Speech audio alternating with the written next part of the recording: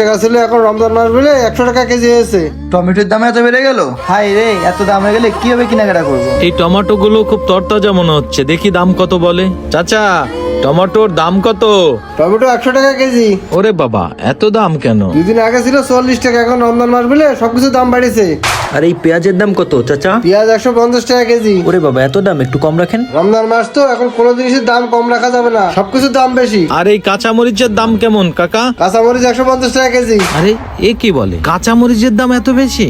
চাচা, মরিচের দাম এত কেন? এর দাম না আরো কম ছিল? রোজার টাইম একটু বেশি দাম না দিলে আমরা ব্যবসা করবো কি করে? আমাদের কিনা মালের দামই তো বেশি। এই মাসে যদি আমরা ব্যবসা না করি তাহলে আমরা কোন মাসে ব্যবসা করবো? আপনারা কি প্রতিটা পণ্যের দামই এমন দ্বিগুণ করে বিক্রি করতেছেন? এখন পবিত্র রমজান মাস না, এই জন্য প্রত্যেকটা মালের দাম বেশি বেচতে হবে। চাচা, পেঁয়াজের দাম কত বললেন জানি? 150 টাকা কেজি। সব জিনিসের দাম কি এমন বেশি? হ্যাঁ, সব জিনিসের দামই বাড়াইছি। ও চাচা, আপনি কি জানেন ইনি কে? না, কে এনি?